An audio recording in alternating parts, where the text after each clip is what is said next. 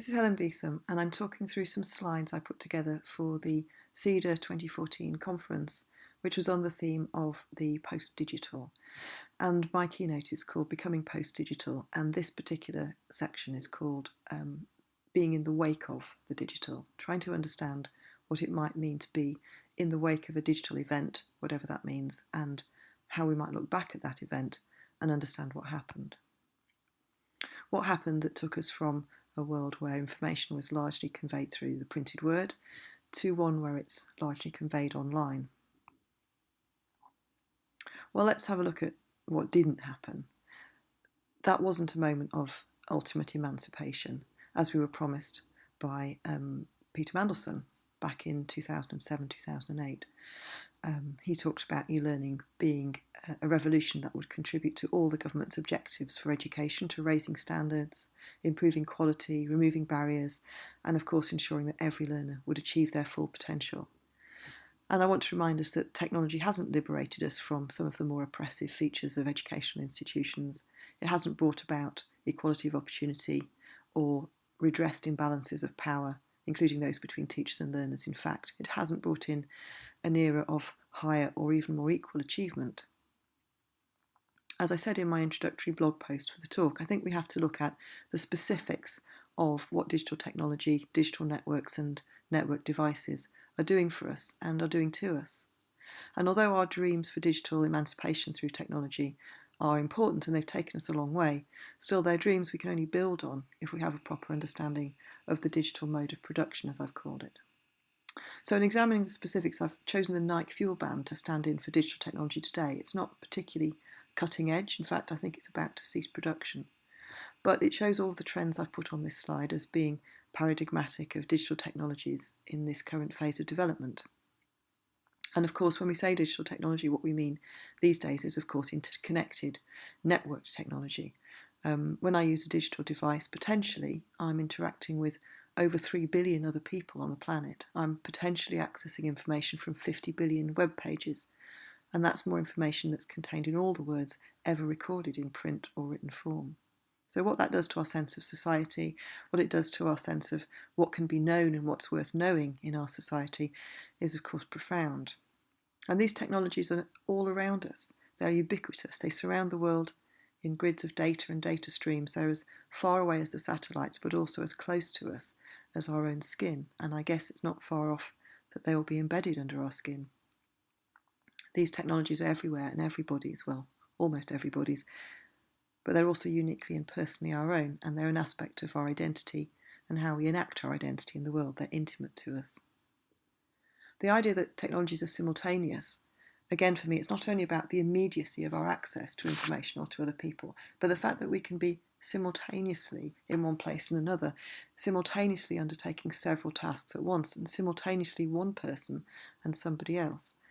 And while we're taking part in these simultaneous events, and of course this is what the Nike Fuel Band does particularly for us, we can be recording them, we can be turning them into history, turning them into a trace that we can share with other people who are perhaps not there in that event, or transform or reflect on.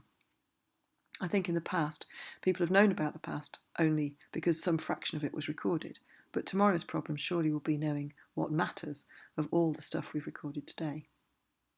Now, the other two features of digital technology that I've put on this slide, data at scale and forms of interface that are interactive, I think are important to us as educators, but perhaps less obviously relevant to us as human beings and to what I'm talking about in the keynote. Data at scale, for me, means not just that it's possible to do new things with data, but that we can make new things into data. Human beings and our bodies, our interactions, our societies even. I think the impact of new interfaces and media has been overstated in the early days of educational technology. So for me, when we use a textbook with exercises in it and an index, well, we're using an interactive medium. Our capacity to project ourselves into representations of the world isn't particular to digital media, and it's always been seen as both a risk and a benefit. So there were public moral outcries about the novel, that it was so compelling it would distract women from their household duties, and about radio, that it would disrupt family life, and of course television and computer games.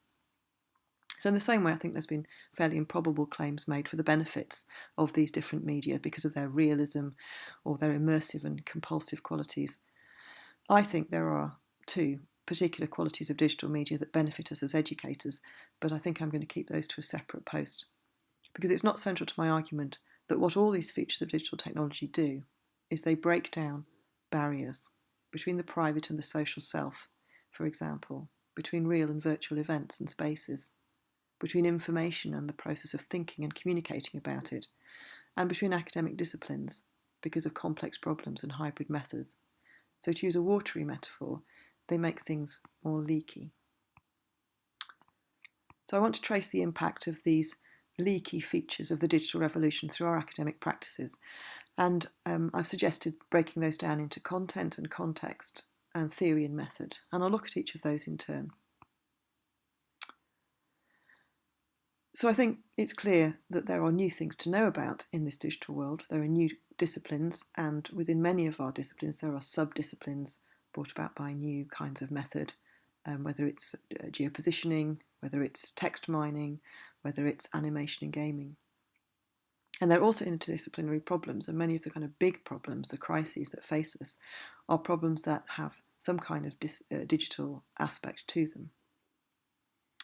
And as these kind of interdisciplinary problems trouble the boundaries between different disciplines, there's also, I think, a kind of leakage between academic and non-academic ways of knowing, and also between formal and informal learning, perhaps even between the boundaries of different kinds of scholarship, such as research and teaching. And I wonder what new areas of scholarship are emerging that you're aware of in, for example, the scholarship of learning and teaching, or if you come from an academic discipline, in the native discipline that you come from. And what kinds of problems are emerging and being solved and being addressed at the boundaries of disciplines. In terms of context, there are ways in which our institutions have responded to and often in fact amplified the impacts of digital technology. So we could think about the ways that students experience the institution, that they probably have a digital experience before they ever have a face-to-face or real-world one. We could think about the ways our institutions are dependent on digital systems for their core functions. And we could think about the ways that, whether we like it or not, learners are largely digital learners before they ever arrive with us. But I'm also particularly interested in the ways that the institution has become leaky through the amplification of its offer through networks. So connected universities have led to a global market in learning, in kind of learning content, but also, of course, in learners themselves, who can find out about opportunities in other countries, cross borders, learn online. There's a lot of talk about borderless universities through new kinds of participation, open content, MOOCs, online courses, mixed campuses, and so on.